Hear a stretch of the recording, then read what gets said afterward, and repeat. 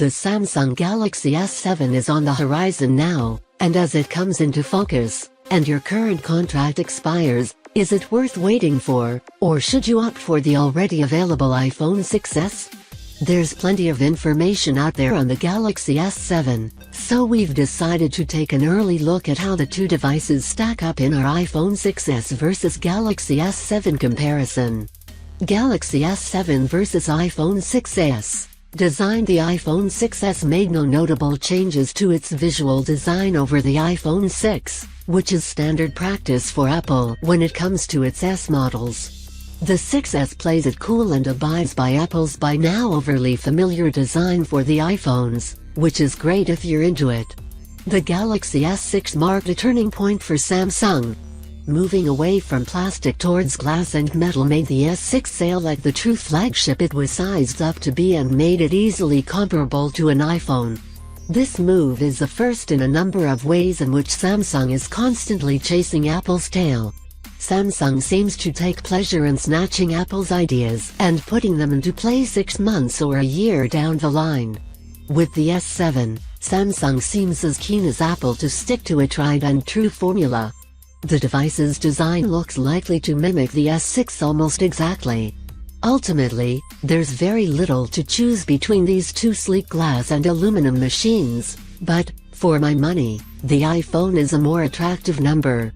Galaxy S7 versus iPhone 6s. Display. Samsung takes its displays seriously, and the S7 is strongly rumored to pack 1440 x 2560 pixels into its 5.1-inch display. The iPhone 6s single-quote screen, on the other hand, measures in at 4.7 inches and 750 x 1334 pixels. Making a P out of it, that's 576 pixels per inch on the S7 against 326 on the iPhone 6s. There's no arguing with those numbers. But the fact that the iPhone 6s has both a smaller display and fewer pixels to light means a reduction in power consumption. The question is, are the absurd figures that Samsung keeps building on year after year really necessary? Having used an iPhone 6s for a while, the screen is sharp and clear and the pixels never visible, so is Samsung's victory here an arbitrary one? One of the iPhone 6s single-quote defining features, its 3D touch technology, which allows users a greater variety of options by sensing the pressure with which the screen is pressed, is almost certain to appear on the S7. The Galaxy S7 wins the numbers game and is close behind on the tech front. While there's no denying that the iPhone 6s screen is superb, Samsung wins here on a technical call, amid much muttering and disagreement among the spectators. Galaxy S7 versus iPhone 6s. Software. The Galaxy S7 looks set to come running Android 6.0.1 Marshmallow. The latest Android OS is a relatively minor step up from Lollipop, but it does come carrying DOS, which increases battery life, something the S6 struggled with, and Google Now on tap, which, if you actually use it, can be incredibly useful. Samsung, of course, includes its own Quiz user interface pasted over stock Android. To many, myself included, this is a cumbersome and unnecessary addition and worth subtracting theoretical points over. The iPhone 6s was launched with iOS 9, bringing with it improved minimalist graphics, but otherwise, it, too, was a small upgrade from iOS 8.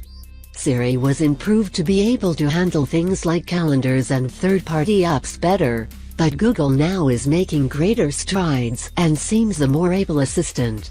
There's little room to argue that iOS is a superbly orchestrated OS, and if you're looking for a clean and rewarding user experience, it's difficult to beat. It does mean things are more closed off and there's less room for customization, however. Galaxy S7 versus iPhone 6s. Performance. With the 6s, Apple finally made the RAM leap and doubled it to 2 GB.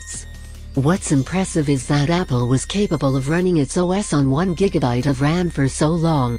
Android devices have been packing more and more RAM in for a while now, with 3 and 4 GB breeds a normal sight on Android Safaris today.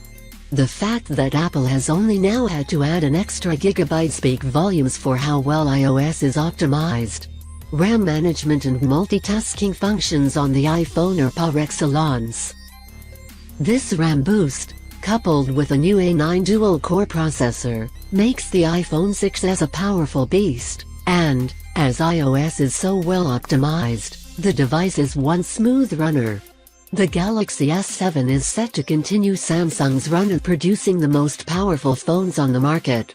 Whether you end up with a model powered by the new Snapdragon 820 or Samsung's own Exynos 8890 processor, both manufactured by Samsung, along with the above-mentioned Apple A9, the S7 will be a powerhouse, and will almost certainly outperform the iPhone 6s, even though Android may not be as streamlined as iOS.